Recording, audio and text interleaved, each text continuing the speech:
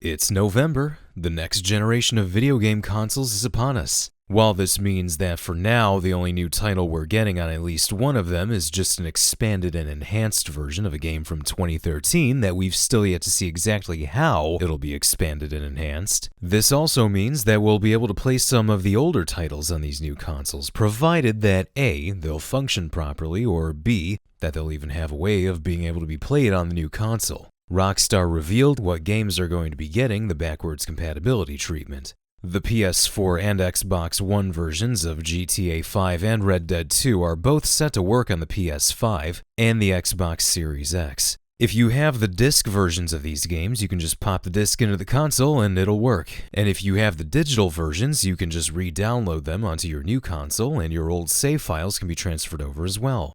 The nice thing is that even though GTA 5 is getting a brand new version, if you're still an avid player of it, then you can still play it. It's just that it will be neither expanded nor enhanced. This list then goes into the older Rockstar titles that'll be available on the new consoles, and this is where it gets a bit more tricky. There's a bit more of an obvious discrepancy between the consoles. If you have an Xbox Series X, you'll be able to play all Xbox and Xbox 360 titles that were previously compatible with the Xbox One. This includes GTA 4 and episodes from Liberty City, which both run at 60 frames per second for the first time ever on a console.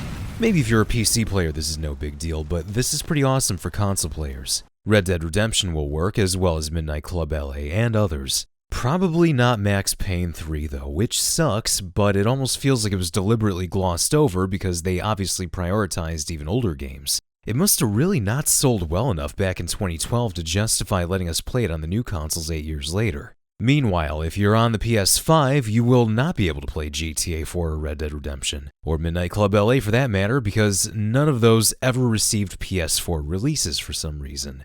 Instead, we'll be able to at least play the PS2 classics like GTA 3, Vice City, San Andreas, Manhunt, Bully, Max Payne 1, Red Dead Revolver, and The Warriors. Hopefully they'll all function correctly, since these are emulated PS2 titles that were released on the PS4 that will now be played on the PS5.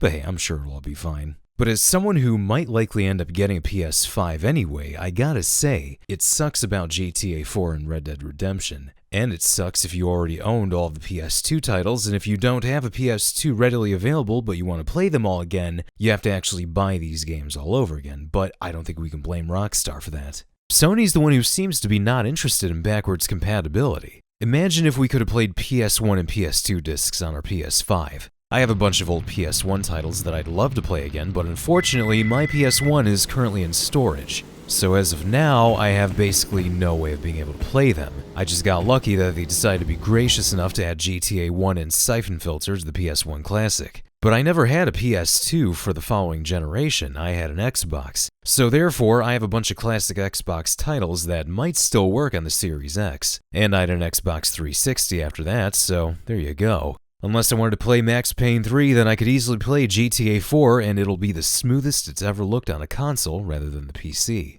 And I get that porting PS3 games to the PS4 is probably a pain since the PS3 was notoriously difficult to develop on, and a lot of times a lot of cross-platform games ran worse on the PS3, but it still sucks that GTA 4 is basically stuck to just one console generation if you're a strict PlayStation owner. Same with Saints Row 2, another game that really deserves way more love than what it already gets from me, myself, and whoever frequents fan subreddits for these games begging for remasters or at least current-gen ports. Most of the time, we're talking about just getting the game to work on a modern-day Sony console. That's all we really wanted.